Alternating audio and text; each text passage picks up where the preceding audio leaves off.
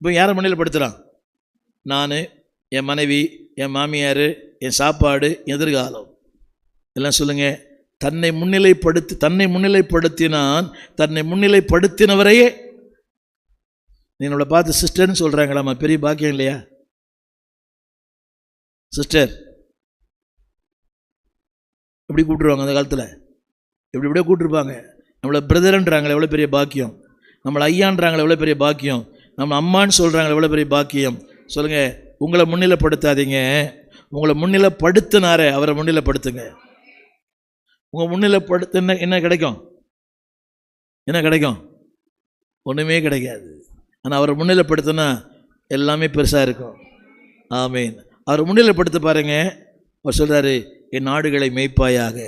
உயர்வை தருவார், மேன்மை தருவார், பொறுப்புகளை தருவார், கிருபைகளை தருவார், அதற்குரிய எல்லா வரங்களையும் தருவார்.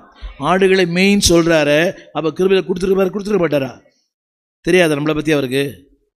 ஆடுனா இந்த ஆடு இல்லை, கசப்படை போகிற ஆடு இல்லை, இந்த ஆடு. என் ஆடுகளை அவர் நல்லாவே தெரியும். இந்த ஆடு வித்தியாசம், இந்த ஆடு வித்தியாசம், இந்த ஆடு வித்தியாசம், இந்த ஆடு வித்தியாசம்.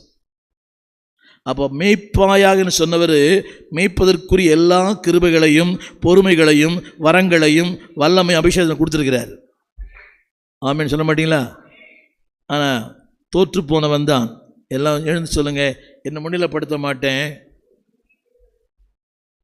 சத்தமாக என்னை முன்னிலைப்படுத்துகிறவரை முன்னிலைப்படுத்துவேன். நீ எல்லாரும் சொல்கிற வார்த்தை. நான் போனேன், எனக்கு ஜபம் கூட கொடுக்கல அந்த மீட்டிங்கில். நான் போனேன், எனக்கு ஜபம் கூட எனக்கு கூட கொடுக்கல. எனக்கு அது முக்கியமே இல்லை எனக்கு. என்னங்க இப்பொழுது ஐயா ஜெபிப்பார், சொல்லவே இல்லை, தேவையில்லை. என்ன சொல்லுங்கள், முடிஞ்ச அளவுக்கு என்னை முன்னிலைப்படுத்த மாட்டேன். நான் யார் தெரியுமா? அந்த வீட்டுக்கு, இந்த வீடு என் பேரில் தான் இருக்குது, இந்த கட்டடம் என் பேரில் தான் இருக்குது. இல்லை, என்னை முன்னிலைப்படுத்தணும் அவர் தானே. எங்கோ நான் வாழ்ந்தேன், அறியாமல் அலைந்தேன், என்னை முன்னிலைப்படுத்தியிருக்கிறாரு. கரங்களை உயர்த்தி. நேற்று காலை ஒரு 300 பாஸ்டருங்க ஒருத்தர் கேட்குறீங்க, எங்கேருந்து வரீங்கன்னு கேட்குறேன். அவர் சொல்கிறாரு, நான் ஒரு நைட் ஃபுல்லாக ட்ராவல் பண்ணி வந்திருக்கிறேன்றாரு. ஒருத்தர் கர்நாடகா தாவன்கிரேன்றாரு, இங்கெங்கேயோ சொல்கிறாங்க. ஒருத்தர் தருமபுரின்றாரு, ஒருத்தர் கேரளான்றாரு. யோசித்து பாருங்க, அதில் போட்டுருந்துச்சான் பேர், இவர் பேசுவாருன்னு. அப்போ யோசித்து பார்த்தேன், என்னை முன்னிலைப்படுத்தினவரை.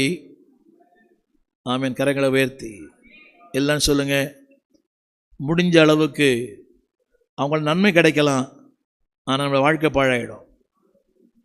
மூடனுடைய முகத்துக்கு விலகி இருக்கணும். இல்லைங்க, அவங்களால நிறைய நன்மை கிடைக்குது,